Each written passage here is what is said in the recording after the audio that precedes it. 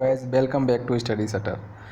तो गाइज ये जो चाइल्ड डेवलपमेंट एंड पेडागोजी की सीरीज़ अपन ने स्टार्ट की थी, तो उसका ये पार्ट 2 है, जिसमें अपन हर पार्ट में टॉप 20 MCQs जो है वो डिस्कस करते हैं, है ना।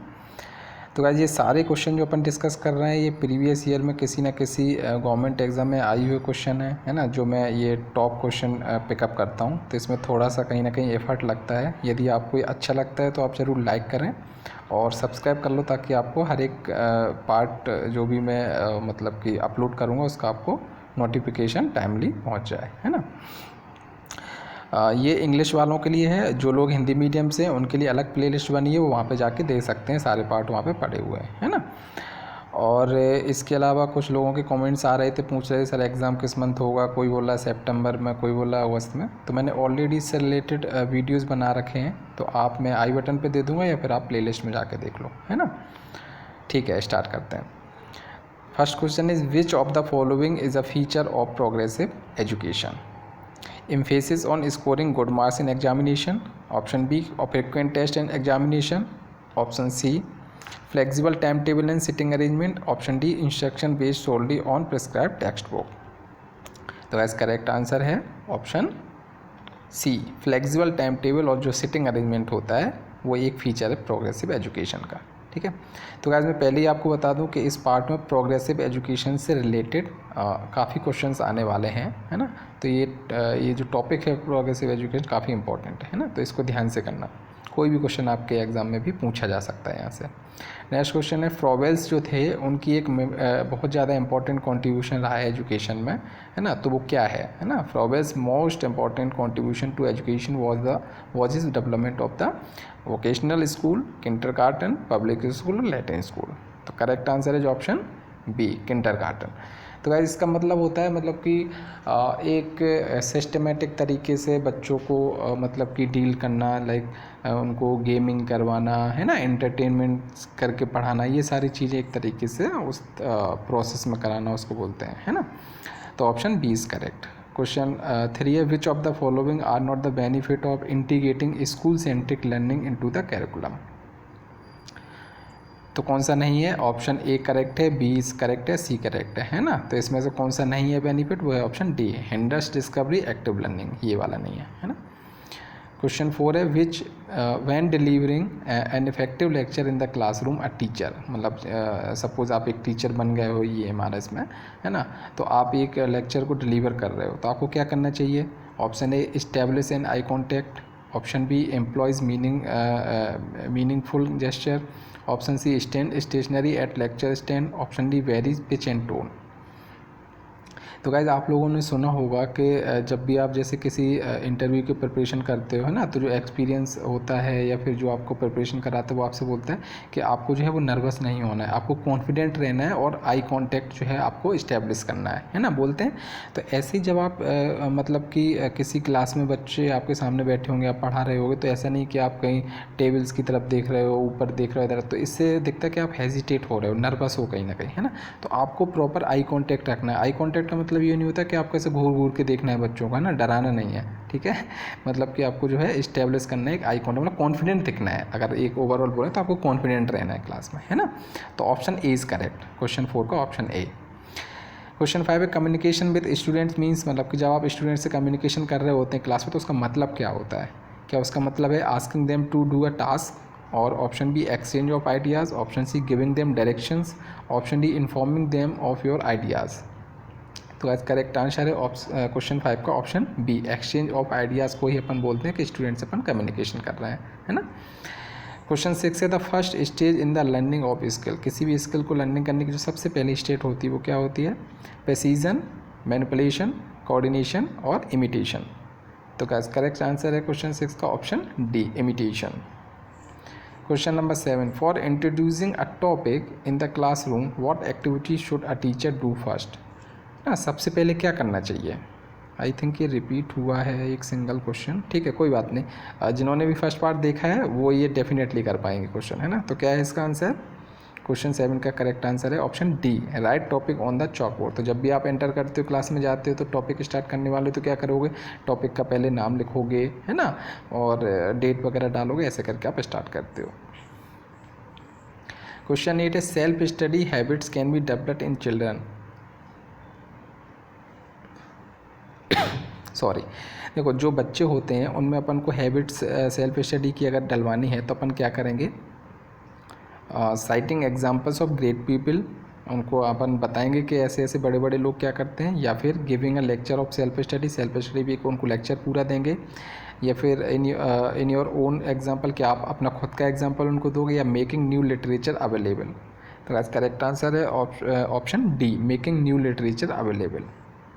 नेक्स्ट है in the context of progressive education, फिर से आ गया प्रोग्रेसिव एजुकेशन के ऊपर question, which of the following statement is true according to John Dewey. जॉन डेवी के हिसाब से इनमें से कौन सा आंसर है, ऑप्शन है जो करेक्ट है। क्वेश्चन 9 का करेक्ट ऑप्शन है B, student should be able to solve social problem themselves, है ना, तो सोशल प्रॉब्लम को खुद से सॉल्व करना आना चाहिए। क्वेश्चन 10 है multiple pedagogical techniques, assorted learning material, multiple assessment techniques and varying the complexity and nature of the content are associated which of the following. ये सारी चीज़ें किससे एसोसिएटेड हैं? क्वेश्चन 10 का करेक्ट ऑप्शन है सी, डिफरेंशिएटेड इंस्ट्रक्शन से related. Next question है a teacher is trying to counsel a child who is not performing well after an accident. मतलब वो ये बोला है कि मान लो कोई किसी का बच्चे का एक्सीडेंट हो गया है ना, और फिर वो अच्छा परफॉर्म नहीं कर पा रहा, मान लो वो बीमार था या कुछ भी रीज़न रहा है, तो आप कैसे उसको काउंसिल करोगे, है ना, तो कैसे काउंसिल करोगे? Correct answer is option B, it builds the self confidence of people by letting them explore their own thoughts, है ना, अपन को काउंसिल करेंगे। Question 12, which of the following would encourage the least student who wants to become a highly creative theatre artist. मान लो कोई एक theatre artist बनना चाह रहा है एक, लेकिन वो बिलो एवरेज स्टूडेंट है ना, तो इनमें से कौन सी ऐसी चीज़ है जो उसको इनकरेज करेगी, है ना, तो correct answer is option A, try to win the state level competition that will ensure your scholarship. देखो अब मान लो वो बिलो एवरेज है, मतलब कि फाइनेंशियली भी या किसी तरीके से, तो क्या करेगा, अगर वो मेहनत करेगा, स्टेट लेवल पे कंपटीशन जीतेगा, तो उसका नाम होगा, लोग पहचानेंगे, उसके लिए उसको स्कॉलरशिप दी जाएगी, तो उसको वो क्या करेगा, उस लायक बनेगा, तो आगे वो इनकरेज होगा और सारी चीज़ें कर पाएगा, है ना। क्वेश्चन 13 है in the context of progressive education the term equal education opportunity का क्या मतलब है? तो इक्वल एजुकेशन अपॉर्चुनिटी का मतलब है क्वेश्चन नंबर 13 का option D, be provided education which is most appropriate to them and their future life at work. मतलब कि जो भी स्टूडेंट होते हैं उनको अपन को इस तरीके से एजुकेट करना है कि उनकी लाइफ में भी वो प्रैक्टिकली हेल्प करे, है ना, इसका मतलब होता है इक्वल एजुकेशन अपॉर्चुनिटी सबके लिए। नेक्स्ट क्वेश्चन है progressive education is associated with which of the following statement. इनमें से कौन सा स्टेटमेंट है जो एसोसिएटेड है प्रोग्रेसिव एजुकेशन पे? मैंने स्टार्टिंग बताया था काफ़ी क्वेश्चन आएंगे इस पर। तो क्वेश्चन 14 का करेक्ट ऑप्शन है B, knowledge is generated through direct experience and collaboration. तो जब आप ग्रुप में काम करते हो, कोलैबोरेशन में काम करते हो, जब आपको एक्सपीरियंस गेन होता है, तभी तो आपकी नॉलेज इन्हांस होती है ना, तो correct answer is option B. 15 है by placing student in the least restrictive school environment, है ना, दैट स्कूल, मतलब का ऐसा एक स्कूल का इन्वायरमेंट जहाँ पे जो रेस्ट्रिक्शन है वाकई लीस्ट है ना, तो ऐसे इन्वायरमेंट में क्या होगा, है ना, तो करेक्ट आंसर है 15 का option D, sensitizes other children not to bully और to put disadvantages children down, है ना। क्वेश्चन 16 है a child's notebook shows error in writing like reverse images, mirror images etcetera, such a child is showing shine. मतलब किस तरीके का behaviour show करता है यदि कोई चिल्ड्रन मतलब कि रिवर इमेजेस, मिरर इमेज इस तरीके की होती हैं, तो कैसा साइन शो कर रहा होगा वो? तो क्वेश्चन 16 का करेक्ट ऑप्शन है आंसर बी, लर्निंग डिसेबिलिटीज़ बोलते हैं अगर इस तरीके का कोई भी साइन दिख रहा है ना। क्वेश्चन 17 है which one of the following is not correct for the progressive model of socialisation of children. तो कौन सा इसमें से करेक्ट नहीं है? क्वेश्चन 17 का करेक्ट ऑप्शन है B, children accept what they are offered by the social irrespective of their social background. ठीक है। नेक्स्ट इंपॉर्टेंट है who is remembered as the father of progressive education. Progressive education के father किसको कहते हैं? तो correct answer is option A, John Dewey. 19 Davies emphasis on the importance of dash relationship in the classroom setting necessarily shifted the focus of education theory from the institution of the school to the needs of the students.